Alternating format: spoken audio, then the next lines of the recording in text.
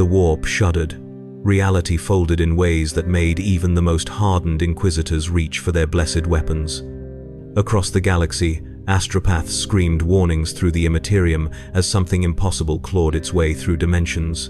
But this was not the familiar horror of Daemon incursion or Xenos invasion. This was something else entirely.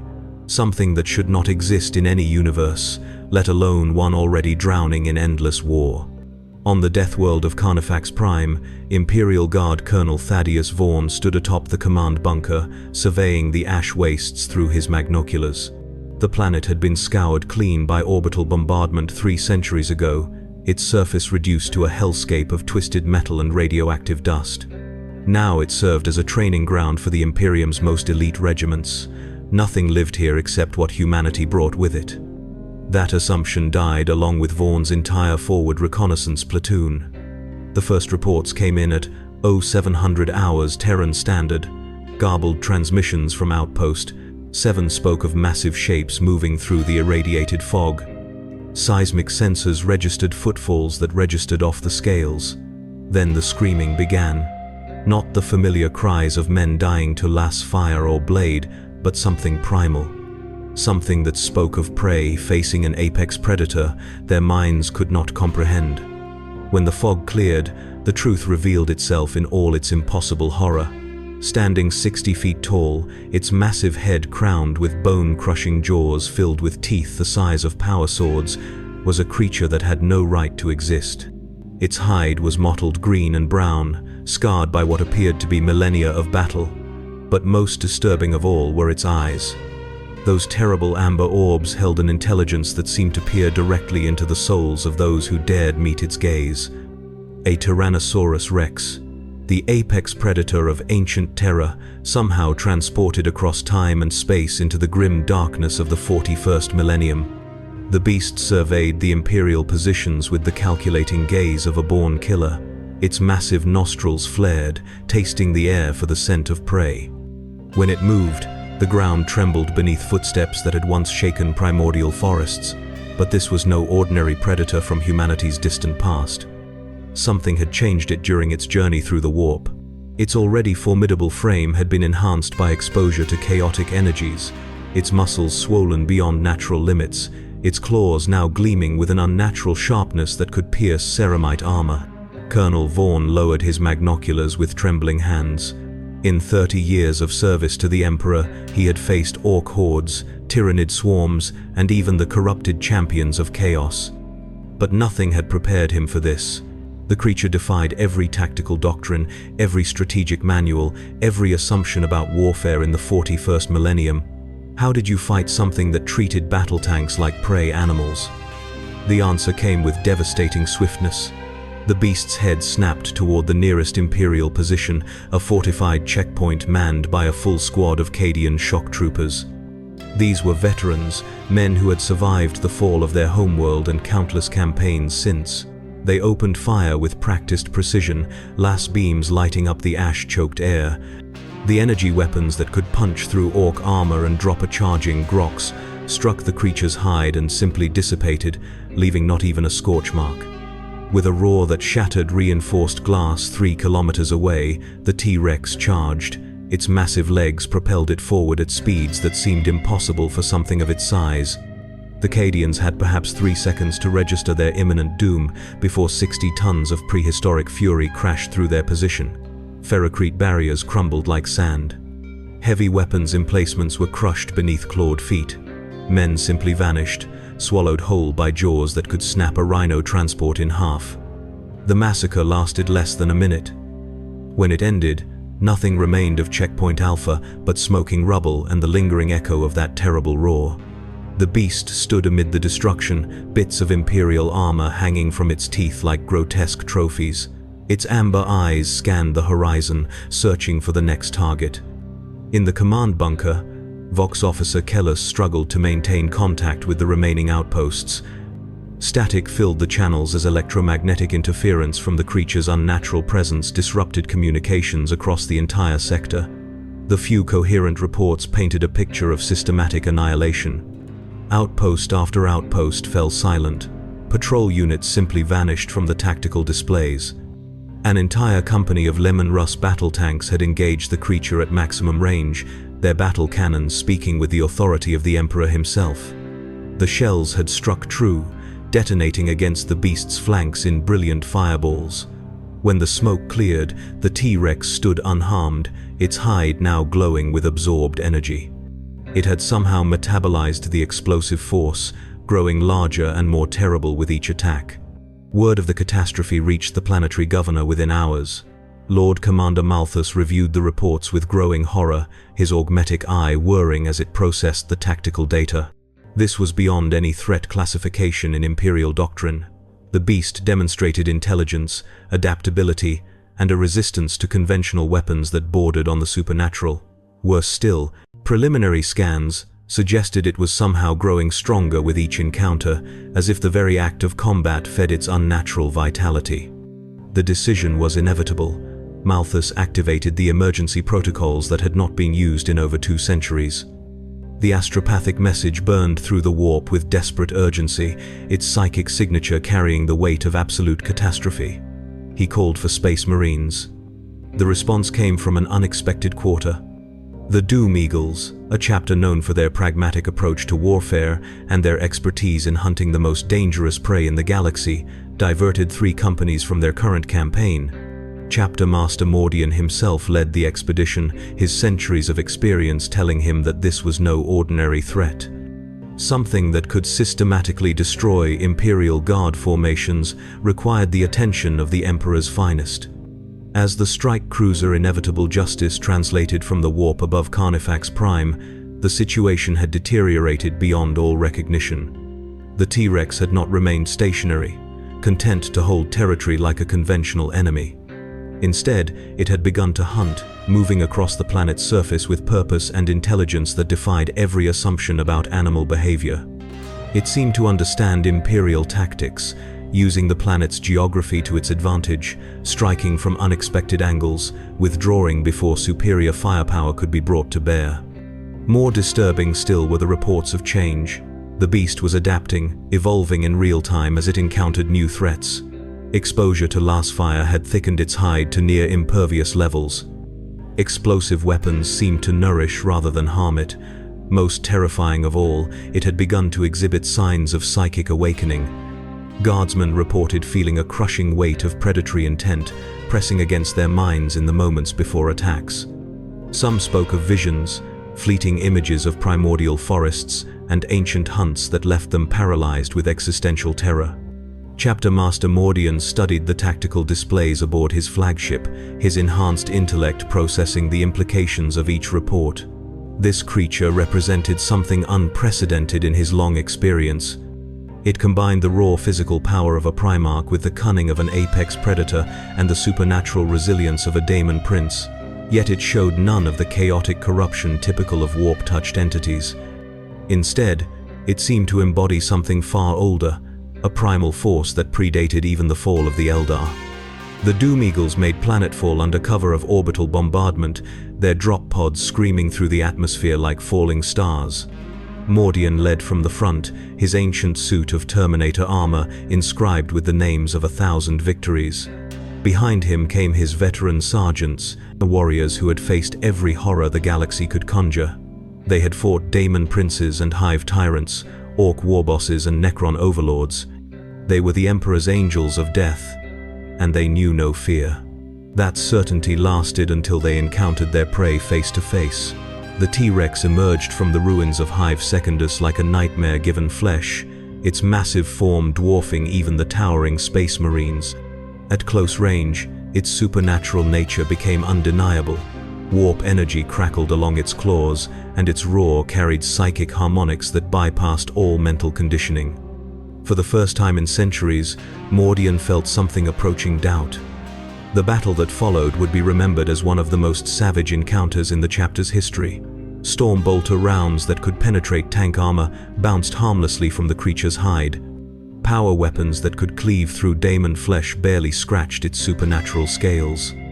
The beast fought with intelligence that matched their own, using its massive tail to sweep aside entire squads, catching bolt rounds in its jaws and spitting them back with lethal force. Brother Sergeant Thane died first, crushed beneath a clawed foot that left nothing but ceramite fragments and gene seed. Veteran Korath followed, his centuries of experience meaning nothing as massive jaws closed around his torso. One by one, the Emperor's finest fell before this impossible predator, their deaths serving only to feed its growing power. Mordian found himself alone, his command squad scattered or dead, facing a creature that seemed to embody every nightmare humanity had ever known. The T-Rex regarded him with those terrible amber eyes, and in their depths, he saw something that chilled his enhanced hearts. Intelligence, yes, but also recognition. This beast knew what he was, understood the significance of his armor and weapons. It was not simply hunting for food or territory, it was making a statement about the natural order of things. The chapter master raised his thunder hammer, its disruption field crackling with barely contained energy. The weapon had slain daemon princes and shattered the spines of hive tyrants. Surely it could harm this aberrant creature. But as he prepared to strike, the beast did something that defied all expectation. It began to change, its form rippling like liquid as new adaptations manifested in real time. Bone plates erupted from its skull, forming natural armor that gleamed with metallic luster. Its claws extended, becoming weapons that could rival any power sword. Most disturbing of all, psychic energy began to coalesce around its massive frame, forming a protective barrier that shimmered with malevolent intelligence. This was no longer merely a predator from humanity's past. It had become something new, something that threatened to rewrite the very nature of warfare in the 41st millennium. As Mordian swung his thunder hammer with all the force his enhanced physiology could muster, he realized with growing horror that they might have awakened something far worse than they had ever imagined. The thunder hammer connected with a sound like reality tearing. Disruption fields designed to unmake the bonds between atoms met scales that had been hardened by exposure to forces beyond mortal comprehension. For a heartbeat, time seemed suspended as impossible energies clashed. Then the T-Rex moved with fluid grace that mocked its massive size, twisting away from the blow that should have pulverized its skull. The hammer struck a glancing blow against its shoulder, sending cascades of sparks into the ash-choked air, but the beast barely staggered. Mordian's enhanced reflexes saved his life, as massive jaws snapped shut where his head had been a microsecond before. Teeth longer than combat knives whistled past his helmet, close enough that he could smell the metallic tang of spilled blood on the creature's breath.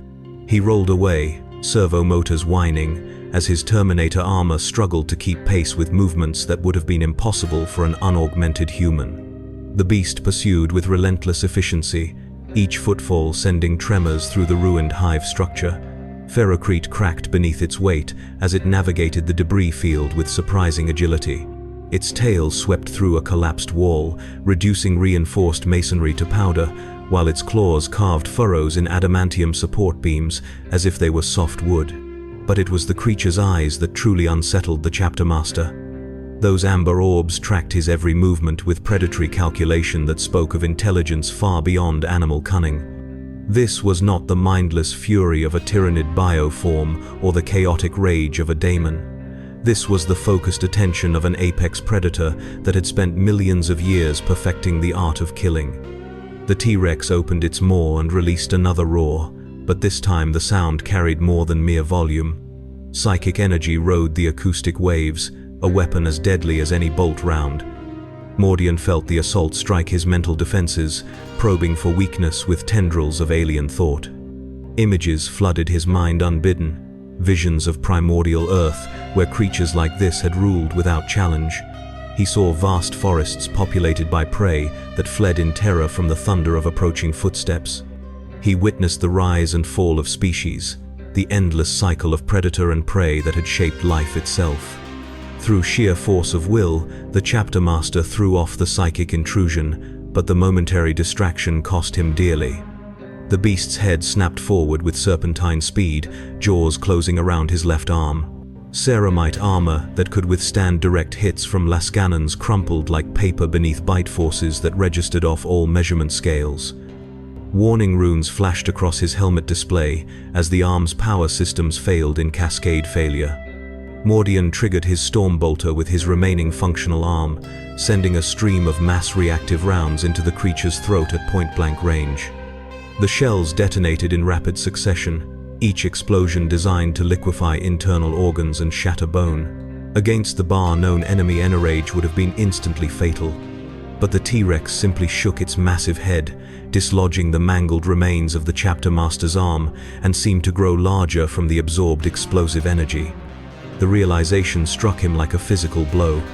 The creature was not simply resistant to Imperial weaponry, it was feeding on it, metabolizing the energy of each attack to fuel its own unnatural growth. Every shot fired, every explosive detonated, every energy weapon discharged only made it stronger. They had been fighting it wrong from the beginning, pouring fuel onto a fire they were trying to extinguish. Above the ruins of Hive Secundus, the sky began to darken as storm clouds gathered with unnatural speed. Lightning flickered between the towering cumulus formations, but the electrical discharges carried colors that had no names in any human language. The T-Rex raised its massive head toward the brewing tempest and let out a call that seemed to resonate with the very fabric of reality itself. The response came from impossible directions. First one, then another, then dozens of answering roars echoed across the planet's surface. Each call was unique, carrying distinct tonal qualities that spoke of individual identity, but all shared the same predatory authority. Mordian's blood ran cold as the implications became clear.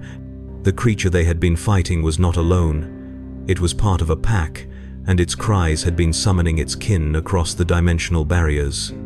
Tears in reality began to manifest across Carnifax Prime, wounds in the material universe that bled crimson light into the ash-choked atmosphere.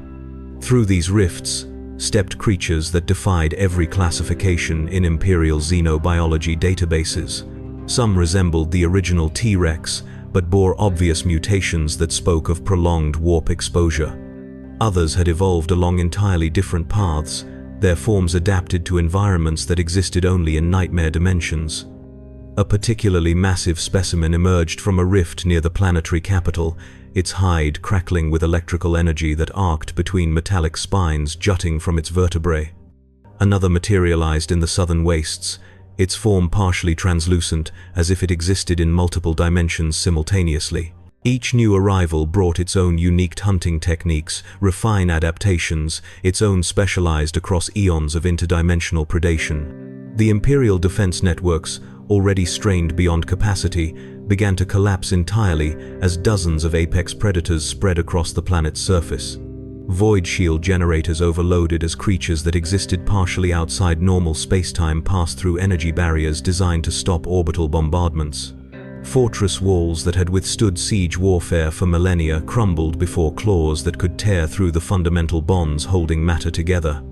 In orbit, the Doom Eagle's fleet watched in growing horror as their planet-based assets disappeared from tactical displays one by one. Ship sensors registered energy signatures that defied analysis, readings that suggested the creatures below were somehow drawing power directly from the warp itself. Most disturbing of all, the psychic resonance of the pack was beginning to affect the crews of the vessels themselves. Navigator Quintus reported first, his voice tight with controlled panic as he described visions that invaded his warp site without warning. He spoke of vast hunting grounds that stretched across multiple realities, of prey species that spanned entire galactic civilizations, of predators that had learned to feed on the fear and despair of sentient beings across countless dimensions. The ship's astropaths began manifesting physical symptoms of psychic trauma, bleeding from their eyes as alien thoughts forced their way into minds trained to resist daemon incursion. These were not chaotic intrusions seeking to corrupt and destroy, but something far more insidious. The predator intelligence behind the assault seemed to be studying them, learning the patterns of human thought with the methodical patience of a creature that had spent geological ages perfecting its hunting techniques. Captain Severus of the strike cruiser Adamant Resolve made the decision that would define the remainder of the campaign. Rather than attempt a ground assault that would only feed the creature's growing power, he ordered his vessel to begin preparing for exterminatus protocols. If the planet could not be cleansed through conventional means, then it would have to be sterilized from orbit. The cyclonic torpedoes armed with devastating slowness, each warhead containing enough destructive force to crack continents and boil away atmospheres. These were weapons of last resort, tools of genocide that the Imperium employed only when facing threats that could not be contained through any other means. As the launch sequences initiated, Severus offered a brief prayer to the Emperor, asking forgiveness for what he was about to unleash. But even as the torpedoes began their final countdown, something unprecedented occurred in the space around Carnifax Prime. The fabric of reality itself began to ripple and fold, creating dimensional pockets where normal physics held no sway. The T-Rex pack had somehow learned to manipulate space-time on a macro scale, turning the entire system into a hunting preserve that existed according to their own predatory logic. The cyclonic torpedoes, weapons that had sterilized countless worlds in the Emperor's name, simply vanished as they entered these dimensional anomalies. They did not explode or malfunction but ceased to exist in any meaningful sense, erased from reality as completely as if they had never been manufactured in the forge worlds of Mars. On the planet's surface, the largest of the T-Rex specimens raised its head toward the orbiting fleet and opened its maw in what could only be described as a smile. Rows of teeth that gleamed with unnatural sharpness reflected the light of the system's dying star, while those terrible amber eyes fixed upon the Imperial vessels with the focused attention of a predator selecting its next meal. The hunt was about to expand beyond the confines of a single world. These creatures had learned to perceive entire star systems as their territory, entire species as their prey. And now, with the taste of Imperial blood fresh in their memories, they began to consider what delicacies might await them among the teeming populations of the galaxy's hive worlds. In the depths of space, reality continued to fold and twist as more rifts began to manifest throughout the sector. Each tier in the dimensional fabric promised the arrival of additional predators, creatures that had spent eons learning to hunt prey that spanned multiple realities. The Imperium of Man, for all its vast military might and 10,000 years of warfare experience, was about to face an enemy unlike any it had ever encountered. The age of the Great Hunt was about to begin. The astropathic choir aboard the battle barge Inexorable Will screamed as one, their psychic harmony shattered by visions that defied Imperial doctrine. Blood streamed from their augmented eyes as alien thoughts pressed against minds that had been conditioned to resist the worst horrors of the warp. These were not the familiar corruptions of Daemon incursion or Xenos telepathy, but something far more primal. The predators below had learned to weaponize fear itself, broadcasting psychic emanations that spoke to the deepest evolutionary memories buried within human DNA. Chief Librarian Erasmus struggled to maintain the psychic barriers protecting his battle brothers as wave after wave of predatory consciousness crashed against their mental defenses. His force staff blazed with azure fire as he channeled every technique learned across 3 centuries of service, yet still the alien thoughts seeped through. Images of vast hunting grounds where entire civilizations served as prey, hours of predators that had learned to savor not just flesh, but the terror of sentient beings across multiple realities. The visions showed him truths that shook his faith to its foundations. These creatures were not mere beasts elevated by warp exposure, nor were they demons wearing the guise of ancient Terran predators. They were something infinitely worse. They were the galaxy's new apex predators, and every weapon humanity possessed only made them stronger. On Carnifax Prime's ravaged surface, the pack had begun to exhibit behaviors that defied every xenobiological classification. The largest specimen, now grown to nearly 80 feet in height, had positioned itself at the center of a complex geometric pattern formed by its packmates. Each creature stood at precise intervals that suggested mathematical understanding far beyond animal intelligence. As they began to vocalize in unison, reality itself responded to their calls.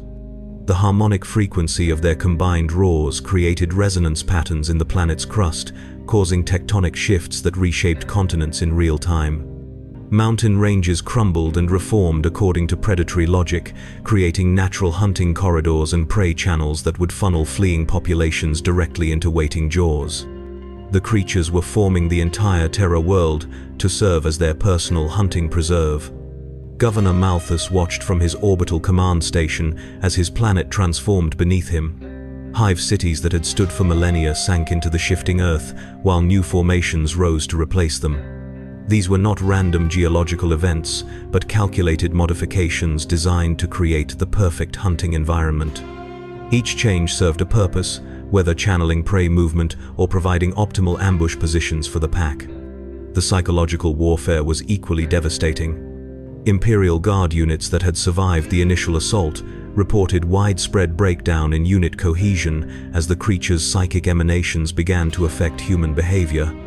Soldiers trained to face any threat found themselves paralyzed by primordial terror that bypassed all conditioning. Some simply lay down their weapons and waited to be devoured, their minds overwhelmed by the certainty of their position in the food chain. Commissar Vex executed 17 men for cowardice in a single hour, but even his bolt pistol could not stem the tide of despair spreading through the remaining forces. The creatures seemed to understand human military doctrine better than many Imperial commanders, using psychological pressure to fragment command structures and isolate units for systematic elimination. Reports flooded in from across the sector as additional rifts manifested throughout the system. Each new tear in reality brought forth predators adapted to different hunting environments. Void-capable specimens appeared near the outer mining stations, their forms modified for zero-gravity predation. Their elongated limbs ended in manipulator claws that could grip ship hulls, while their reinforced skulls housed organs capable of generating localized gravity fields. The mining platform Ferrum Secundus fell within hours, its crew of 8,000 simply vanishing as creatures that moved through vacuum like terrestrial predators moved through water systematically cleared each habitat module. The final transmission spoke of jaws that unhinged to swallow entire human beings whole, of creatures that seemed to derive sustenance not just from flesh but from the terror of their prey. Captain Draconis of the strike cruiser Wrath Eternal made the tactical decision to withdraw his vessel to minimum safe distance as void-adapted predators began investigating his ship's hull. His Auspex displays showed readings that made no sense, as creatures the size of frigates maneuvered around his vessel with impossible agility. Their forms defied physics, somehow generating thrust without visible propulsion systems while maintaining perfect coordination despite the vacuum of space. The lead creature pressed its massive head against the bridge viewport, amber eyes that burned with internal fire meeting the captain's gaze through reinforced armor glass. For a moment that stretched into eternity, predator and prey regarded each other across the barrier of transparent aluminum. Then the creature opened its maw in what could only be interpreted as anticipation, revealing rows of crystalline teeth that seemed to exist in multiple dimensions simultaneously. Draconis ordered emergency translation to warp space, but even the Geller fields could not fully protect his crew from the psychic resonance of the pack. Navigator Hestus reported dimensional anomalies that turned warp travel into a nightmare of predatory intelligence. The creatures had learned to hunt through the Imperium itself, their consciousness following fleeing prey through the chaotic currents of the warp with relentless determination. The ship emerged from warp translation at the edge of the Segmentum Solar, its crew traumatized by visions of vast hunting grounds that spanned multiple realities. The astropathic message they broadcast carried psychic scarring that infected every mind it touched, spreading images of apex predators that viewed entire galactic civilizations as their rightful prey. On Terra itself, the message reached the Golden Throne just as the Emperor's consciousness touched the edge of the unfolding catastrophe. For the first time in millennia, the master of mankind's attention focused entirely upon a single threat as he perceived the true scope of what humanity faced. These were not mere predators but representatives of a form of life that had evolved beyond conventional reality, creatures that treated dimensional barriers as hunting boundaries rather than absolute limits. The High Lords of Terra convened in emergency session as reports continued to flood in from across the galaxy. Similar rifts had begun manifesting throughout Imperial space, each one disgorging predators adapted to local environments and prey species. The creatures demonstrated learning capabilities that suggested a collective intelligence spanning multiple realities, with each pack sharing tactical information that improved hunting efficiency across the entire species. Lord Commander Militant Castellan reviewed tactical analyses that painted an increasingly desperate picture. Conventional warfare was not merely ineffective against these creatures but actively counterproductive. Every weapon discharged, every explosive detonated, every energy beam fired only served to nourish their unnatural growth. The Imperium's vast military machine had become a feeding mechanism for predators that grew stronger with each battle. The theological implications struck even deeper than the tactical ones. Cardinal Voss of the Ecclesiarchy struggled to reconcile these creatures' existence with imperial doctrine. They demonstrated capabilities that rivaled those of the Emperor himself, yet showed none of the warp taint associated with demonic entities.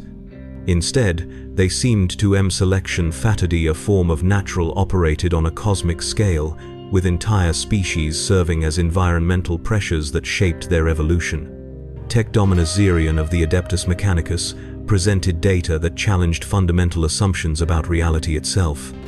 The creatures existed in states that violated known physical laws, their biology incorporating elements that should have been mutually exclusive. They were simultaneously organic and mechanical, material and energy, singular entities and collective consciousnesses.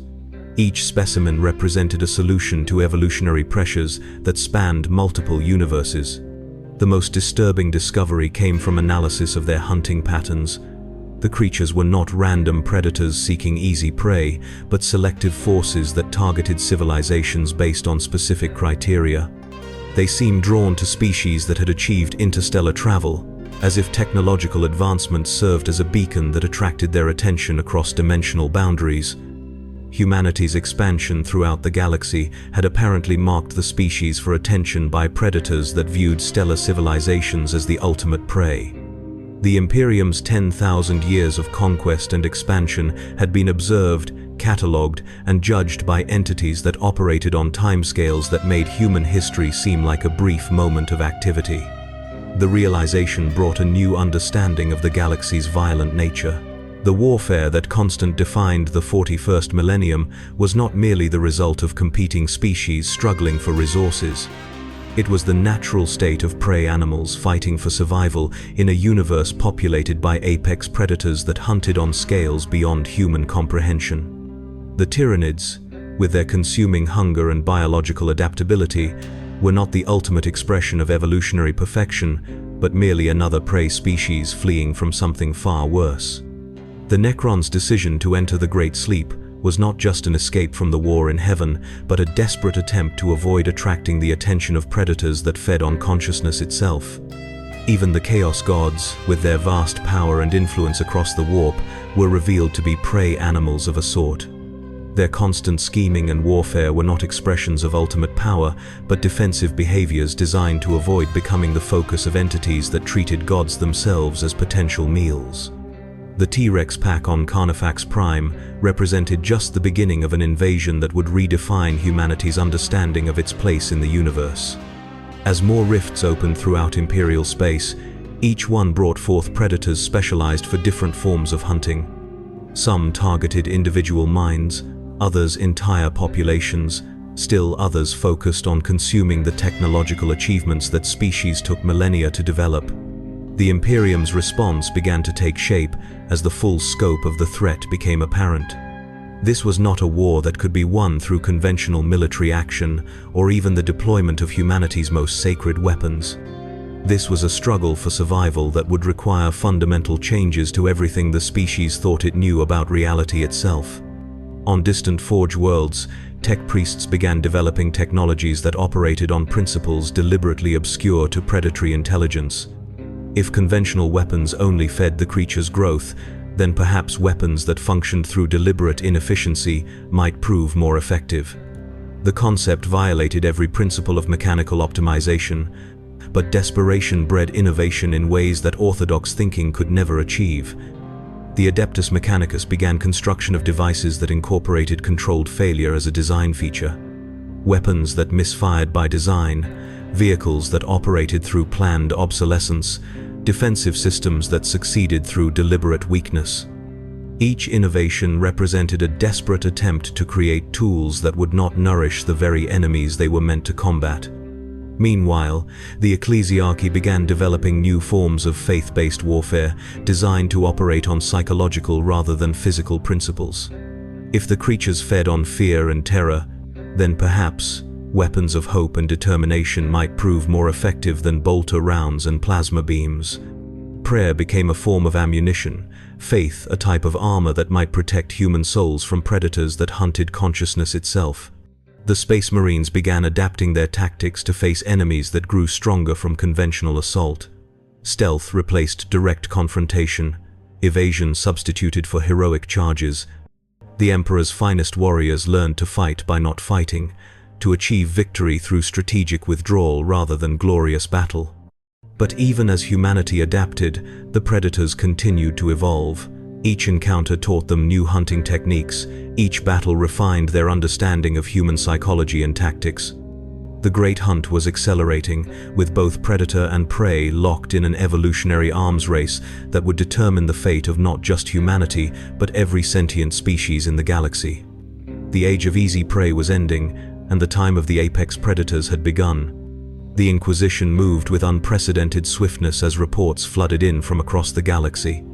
Lord Inquisitor Valerius gathered his most trusted acolytes aboard the Fortress Monastery ship Eternal Vigil, their black-hulled vessel cutting through the warp toward the Carnifax system. The ancient warrior had faced daemon princes, and heretic Archmagos had witnessed the birth of new chaos cults and the fall of entire sectors to Xenos invasion. Yet the reports reaching him spoke of something that defied every category in Imperial threat assessment.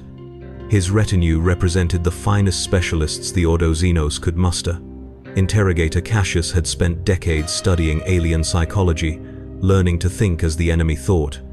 Tech Adept Morrigan carried archaeotech devices recovered from Dark Age ruins, weapons that predated humanity's current understanding of physics. Sanctioned Psyker Liana bore the scars of a dozen mind battles against entities that existed beyond normal space-time. Together, they had eliminated threats that could have consumed entire subsectors. But as they translated from warp space above Carnifax Prime, even these hardened veterans felt a chill that had nothing to do with the void's cold embrace. The planet below had been transformed beyond recognition. Continents had been reshaped into vast hunting mazes, their geography following patterns that spoke of intelligence operating on geological scales. The creatures had not merely conquered the world, but redesigned it according to their own predatory logic. Cities had been repositioned to serve as prey channels, their populations funneled into killing grounds with mathematical precision. Valerius studied the auger readings with growing unease. The energy signatures emanating from the surface defied classification, registering as simultaneously organic and mechanical, material and psychic. Most disturbing of all was the pattern analysis his cogitators provided. The creatures' movements followed algorithms that suggested they were learning, adapting, evolving in real they encounter time ASD new challenges his. Through ship's ocular arrays, he watched as a pack of the beasts coordinated an assault on the last remaining Imperial stronghold. Their tactics displayed sophistication that would have impressed even veteran Space Marine sergeants. They used terrain to channel defensive fire, employed diversionary attacks to mask their primary assault, and demonstrated understanding of Imperial doctrine that spoke of extensive observation and analysis. The lead creature, now grown to massive proportions through its consumption of energy weapons fire, positioned itself at the stronghold's weakest point with surgical precision. Its packmates created overlapping fields of fire that prevented Imperial forces from repositioning, while others used their psychic emanations to induce panic among the defenders. The assault was over within minutes, executed with efficiency that spoke of countless similar operations across multiple realities. Interrogator Cassius monitored Vox transmissions from the surface, his augmetic ear passing through static and interference to capture the final moments of Imperial resistance. The last coherent message came from Acadian Sergeant, whose voice carried the weight of absolute despair. He spoke not of defeat in battle, but of something far worse. The realization that his species had been marked for consumption by predators that viewed warfare itself as merely an elaborate hunting ritual. The psychological profiles Cassius compiled painted a picture that challenged every assumption about predator-prey relationships.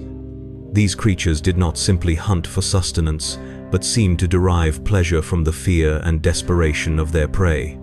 They deliberately prolonged engagements not from sadism but from a form of aesthetic appreciation, savoring the terror they inspired the way a connoisseur might appreciate a fine wine. Tech adept Morrigan interfaced directly with the ship's sensor arrays, her consciousness merging with machine spirits that recoiled from contact with the creatures below.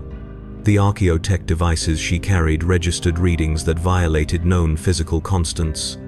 Matter and energy interchanged freely within the beast's biological systems, while their neural activity generated patterns that existed in dimensions her instruments could detect but not comprehend. Her analysis revealed the true horror of humanity's situation. These creatures were not random predators that had stumbled into Imperial space, but specialized hunters that had been observing human civilization for millennia. Every technological advancement, every tactical innovation, every strategic doctrine developed by the Imperium had been catalogued and countermeasures prepared. Humanity had been studied like laboratory specimens, their behavioral patterns mapped with scientific precision. The implications extended beyond military defeat to existential catastrophe.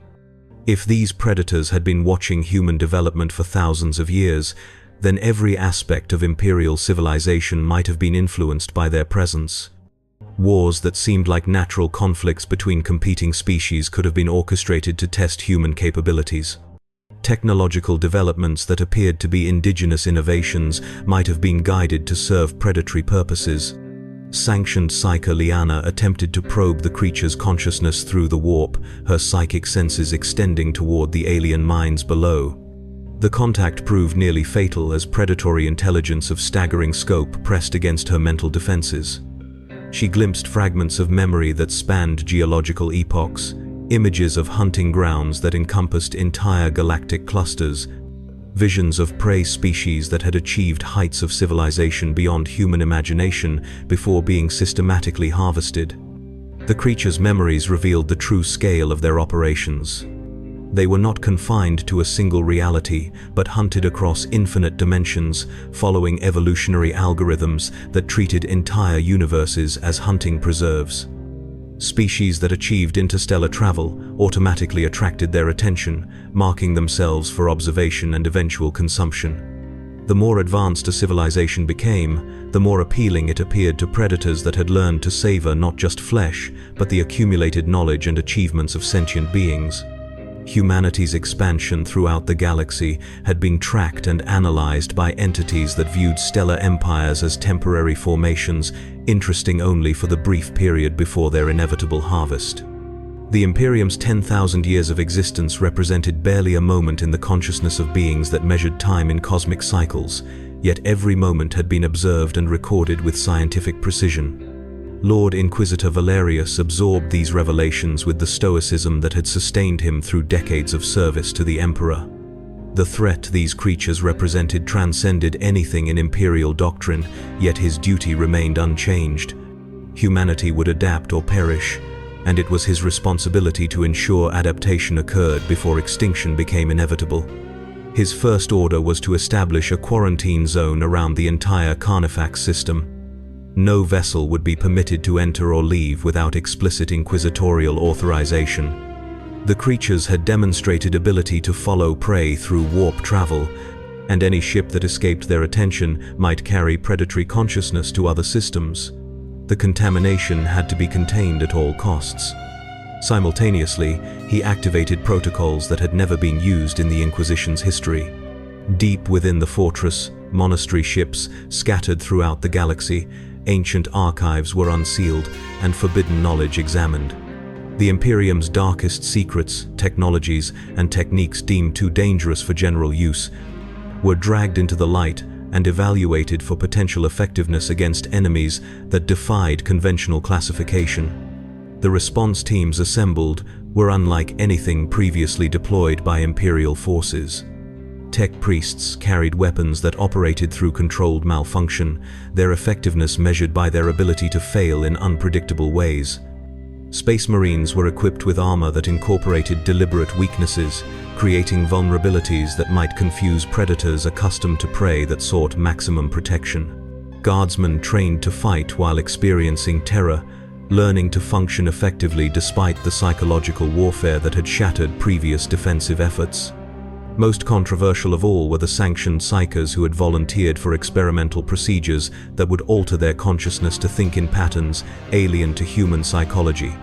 If the creatures hunted by recognizing familiar thought processes, then perhaps minds that operated according to Zeno's logic might prove invisible to predatory attention. The volunteers understood would fundament procedures that theoretically changed their nature, transforming them into beings that were human in biology but alien in consciousness.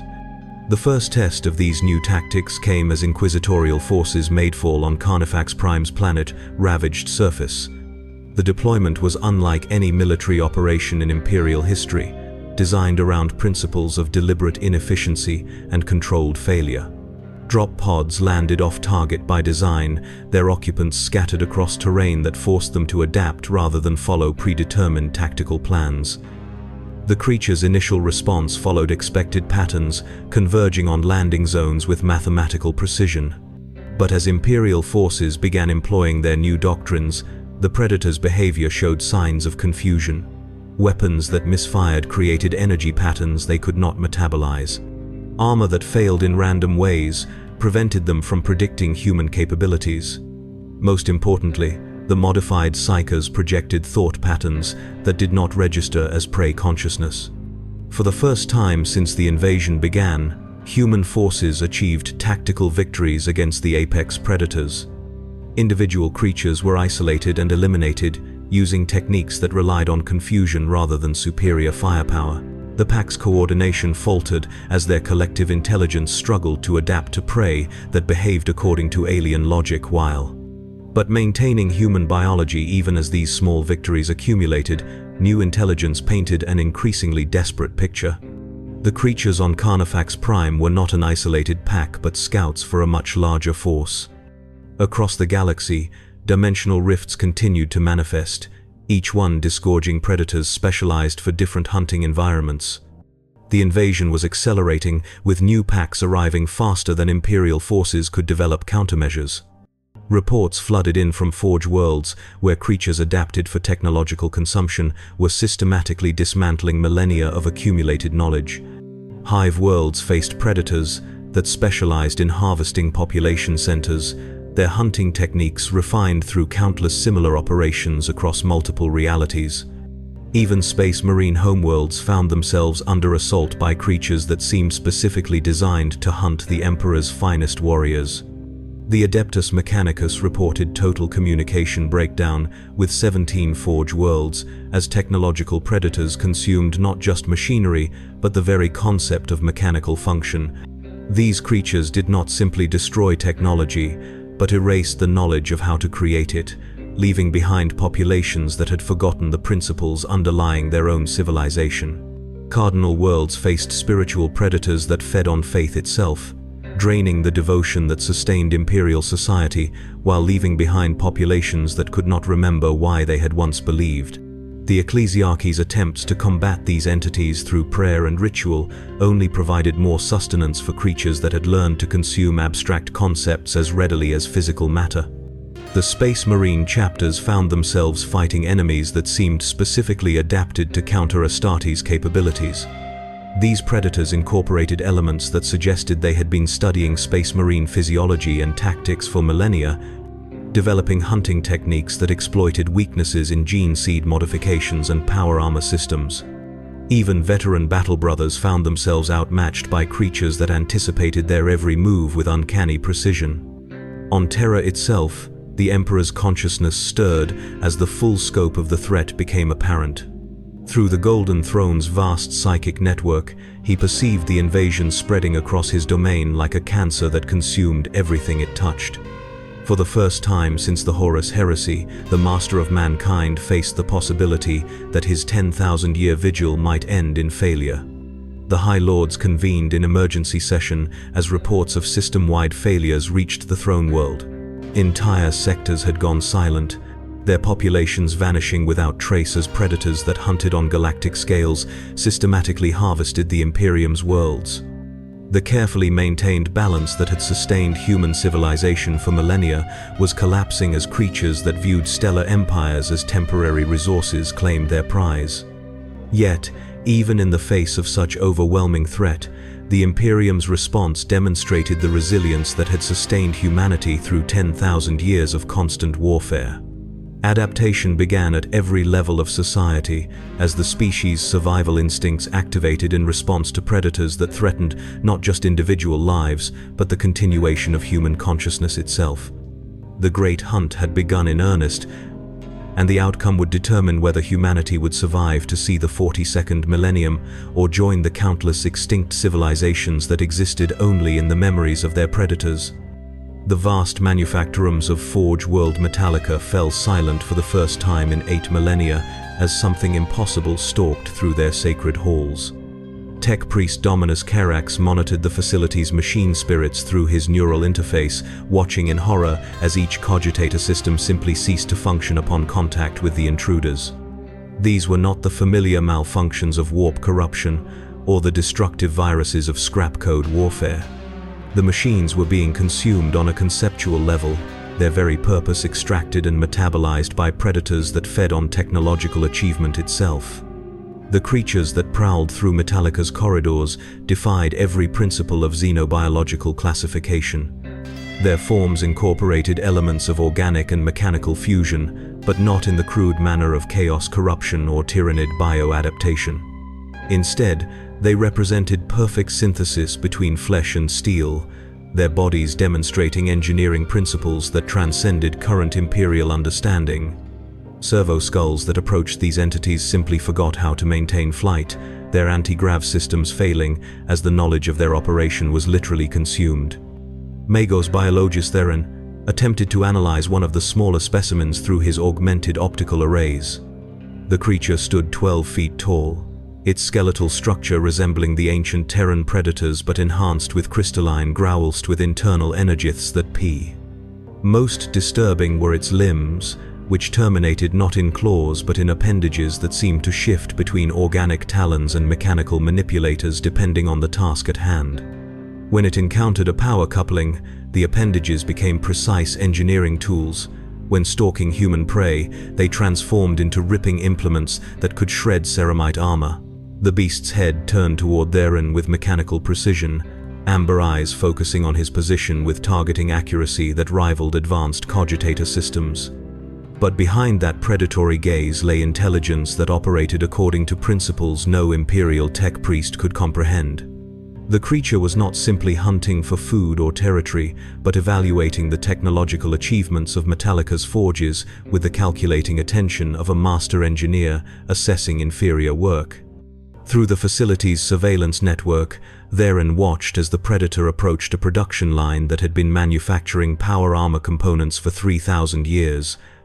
The creature extended one appendage toward the machinery, and the ancient fabricator systems simply stopped functioning, not destroyed or damaged, but rendered inert, as if they had forgotten their purpose entirely. The knowledge of how to shape adamantium, how to weave energy conduits, how to calibrate servo motors, all of it flowed into the creature like data streams being absorbed by a superior processing system. The implications struck Theron with the force of revelation. These entities were not destroying human technology but upgrading themselves with it.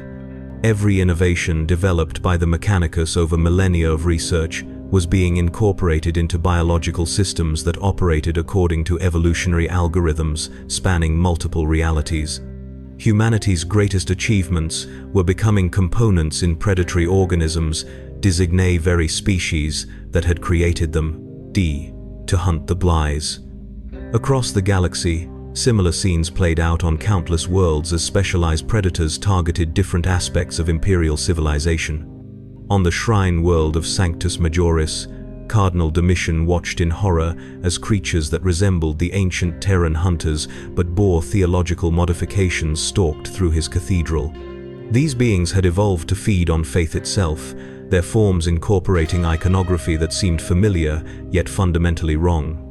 The lead creature stood before the altar of Saint Celestine, its massive head tilted in an attitude that might have been reverence if observed in any other context. But the saint's golden icon began to tarnish and fade as the predator's presence drained the accumulated devotion of millennia. Pilgrims who had traveled across the galaxy to pray before the shrine found their faith simply evaporating, leaving them empty of purpose or direction. These theological predators demonstrated understanding of imperial doctrine that surpassed many members of the ecclesiarchy itself.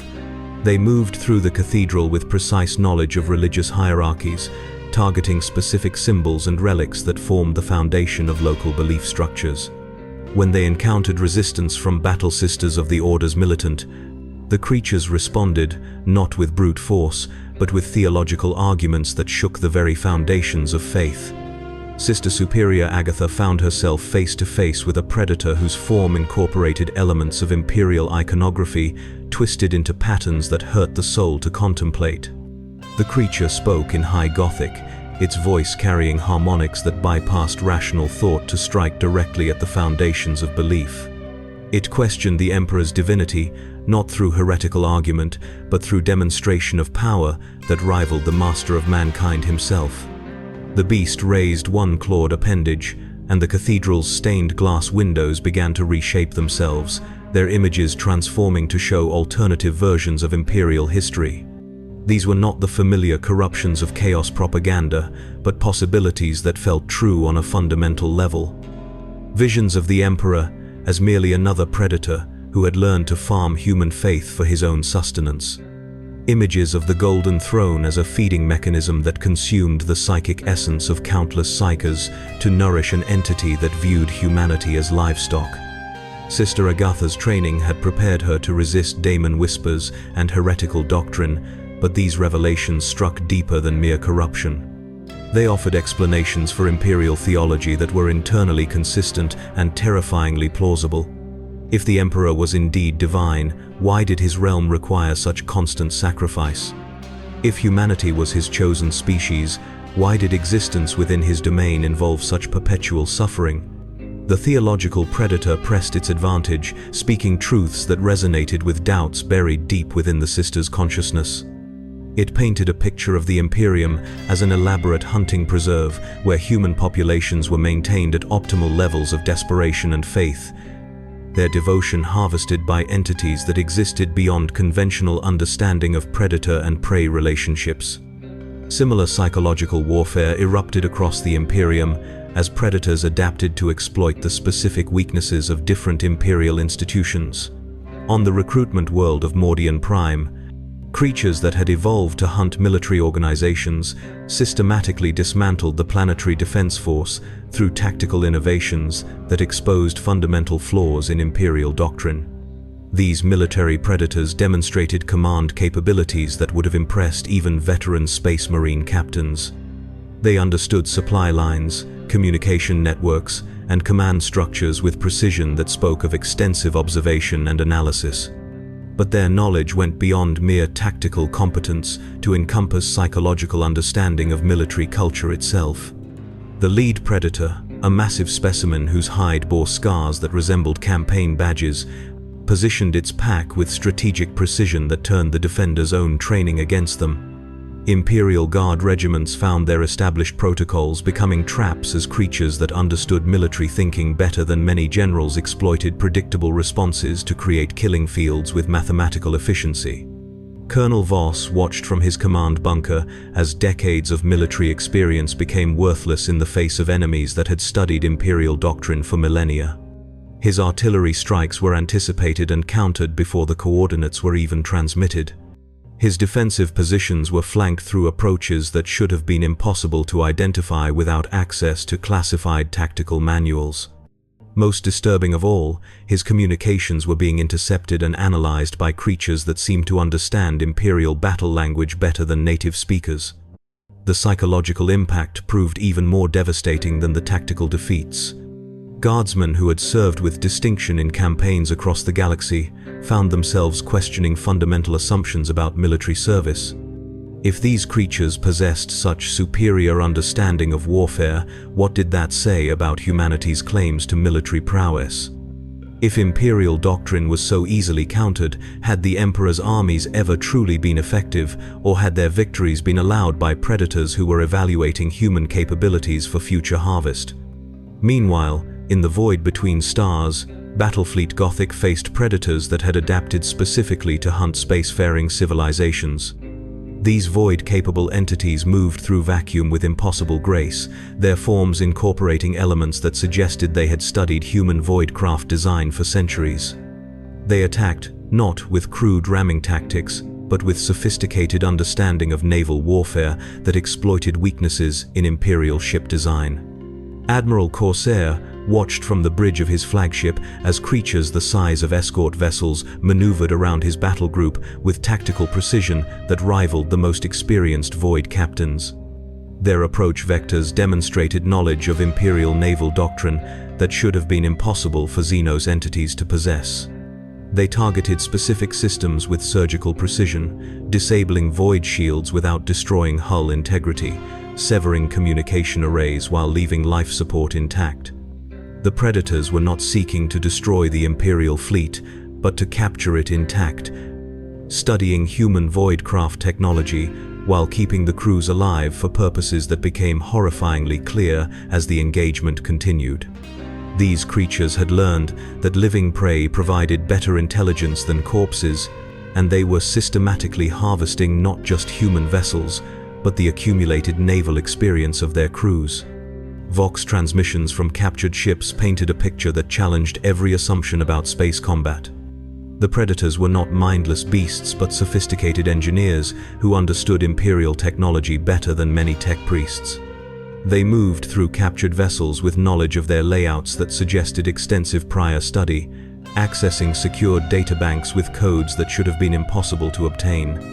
The captured crews reported being studied rather than consumed, their knowledge extracted through techniques that bordered on the surgical. The creatures seemed particularly interested in tactical innovations and technological adaptations that had been developed during the ship's service histories. They were harvesting not just current Imperial capabilities, but the evolutionary process through which those capabilities had been developed. On distant Terra, the Emperor's consciousness stirred as reports of systematic infiltration reached the Golden Throne. Through his vast psychic network, he perceived the true scope of the invasion as predators that had been observing human development for millennia finally revealed the extent of their preparation. Every aspect of Imperial civilization was under assault by entities that understood it better than its own architects. The High Lords convened in emergency session as the accumulated intelligence painted an increasingly desperate picture. These were not random predators that had stumbled into Imperial space, but the end result of an evolutionary process that treated entire galactic civilizations as developmental stages in a predatory life cycle. Humanity had unknowingly been cultivated like a crop, its technological and cultural achievements serving as nourishment for entities that existed on scales beyond human comprehension. Lord Commander Militant Titus reviewed tactical assessments that challenged every principle of Imperial military doctrine. Conventional warfare was not merely ineffective against these creatures, but actively served their purposes by providing data on human capabilities and limitations. Every battle fought, every tactic employed, every innovation developed only improved their understanding of prey behavior and enhanced their hunting efficiency. The Fabricator General of Mars reported catastrophic losses as Forge worlds throughout the galaxy fell silent. The accumulated technological knowledge of 10 millennia was being systematically harvested by predators that incorporated human innovations into biological systems that operated according to principles beyond current understanding. The Omnissiah's gifts were being perverted into weapons designed to hunt their creators. Cardinal Voss of the Ecclesiarchy struggled to maintain theological stability as faith-based predators undermined the foundations of Imperial belief. These creatures did not attack religion through heretical argument, but through demonstration of truths that rendered conventional theology inadequate. They offered explanations for the Emperor's nature that were more consistent with observed reality than official doctrine, creating theological crises that spread faster than any virus. The Grand Master of Assassins reported total operational failure as stealth-adapted predators proved impossible to detect using conventional methods. These entities had learned to hunt hunters, their sensory capabilities exceeding even the most sophisticated Imperial surveillance systems.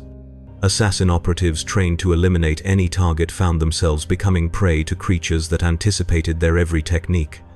Yet even as the scope of the threat became apparent, human ingenuity began to assert itself in ways that surprised even the predators. Deep within the fortress monasteries of the Space Marine chapters, librarians began developing psychic techniques that operated according to alien logic patterns. If conventional human thought processes were too predictable, then perhaps consciousness that functioned according to Zeno's principles might prove less vulnerable to predatory attention. The first successful applications came from chapters that had extensive experience fighting alien enemies. The Death Watch, with their accumulated knowledge of Zeno's psychology, began training battle brothers to think like their former enemies while maintaining human loyalty. The result was a form of tactical schizophrenia that confused predatory intelligence accustomed to consistent behavioral patterns. Brother Captain Artemis of the Death Watch led the first successful assault against a technological predator on the Forge world of Lucius. His strike team employed weapons and tactics borrowed from a dozen different Xenos species, their approach so alien to human military doctrine that the creature's predictive algorithms failed to anticipate their movements. For the first time since the invasion began, Imperial forces achieved decisive victory against apex predators that had seemed invincible. The success came at terrible cost as battle brothers trained to think like aliens found their human identity fragmenting under the psychological strain. But their sacrifice provided proof that adaptation was possible, that humanity could evolve fast enough to survive predators that had spent eons perfecting their hunting techniques. Across the Imperium, similar innovations began to emerge as the species' survival instincts activated in response to existential threat. The Great Hunt had forced humanity to confront fundamental assumptions about its nature and capabilities, driving evolutionary changes that would have taken millennia under normal circumstances. The outcome remained uncertain, but for the first time since the invasion began, human victory seemed possible through transformation rather than resistance. The apex predators had awakened prey that possessed the most dangerous capability in any ecosystem: the ability to become something new. The transformation accelerated beyond all Imperial projections as humanity's adaptation reached critical mass. On the cardinal world of Ophelia VII, Tech Dominus Castrius observed phenomena that violated every principle of evolutionary biology.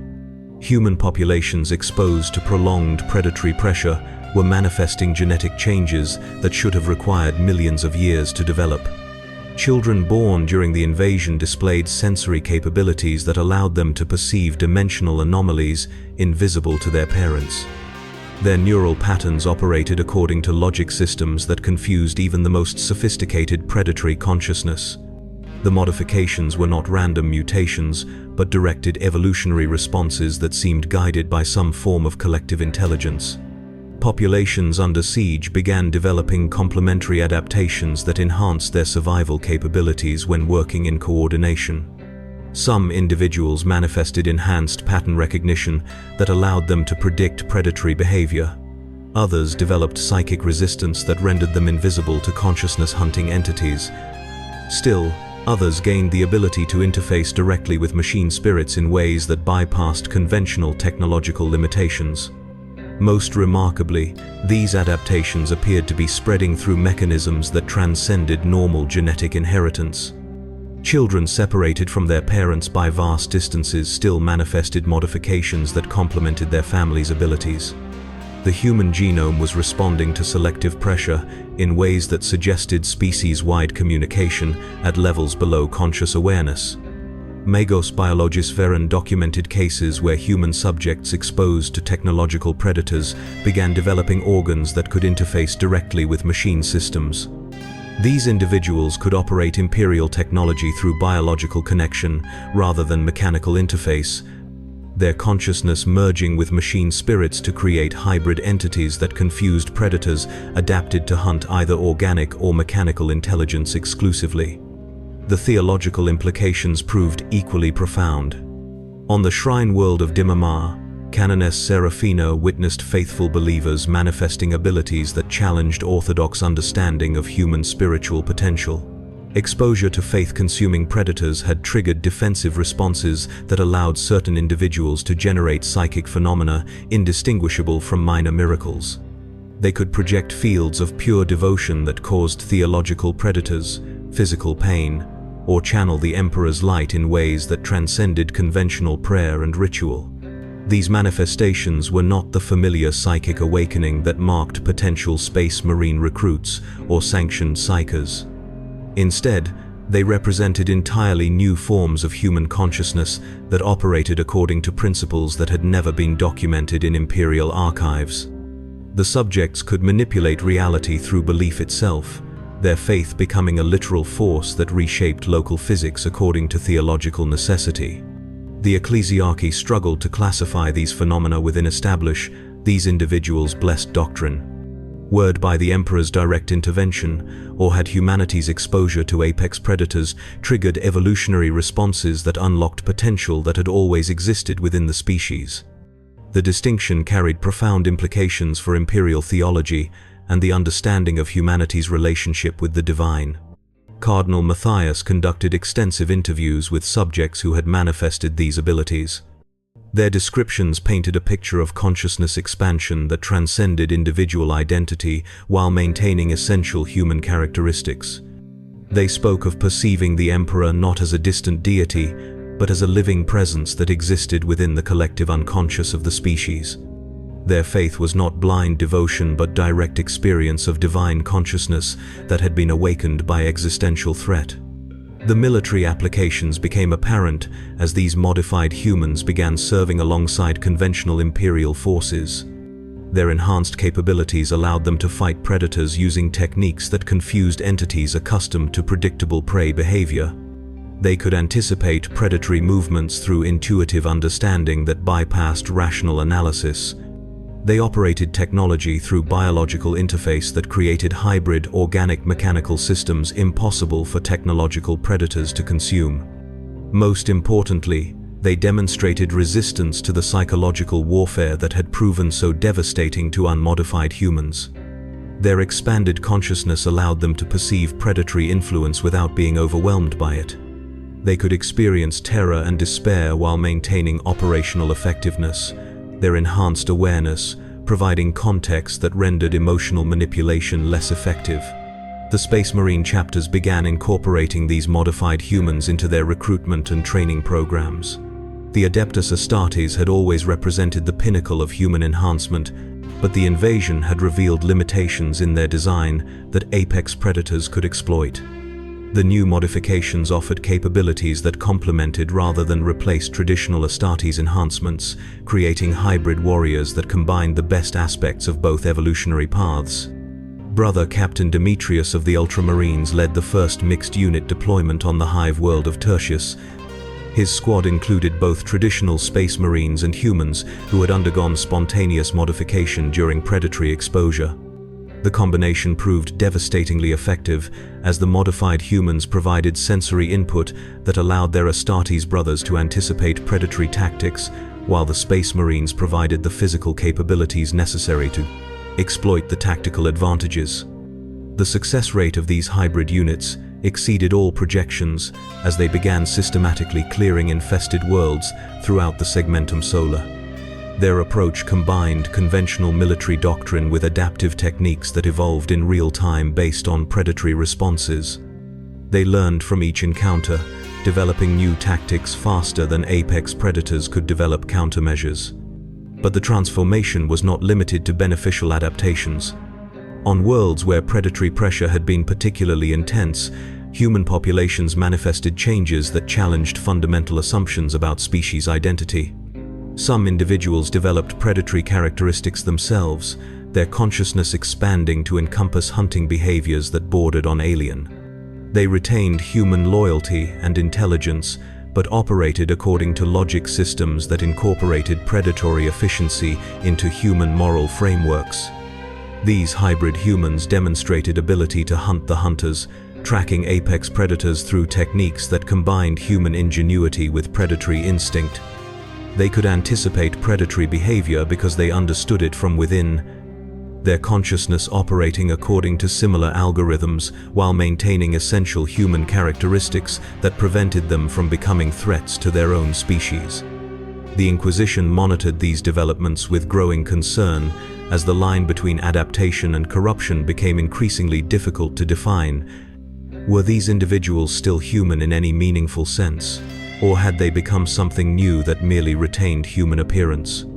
The question carried implications that extended beyond individual cases to the future of the species itself.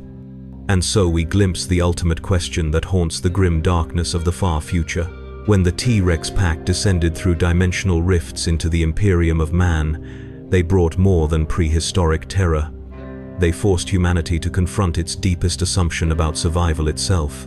In a universe where every victory demands blood sacrifice, where faith and fury have sustained 10 millennia of endless war, what happens when prey evolves beyond recognition?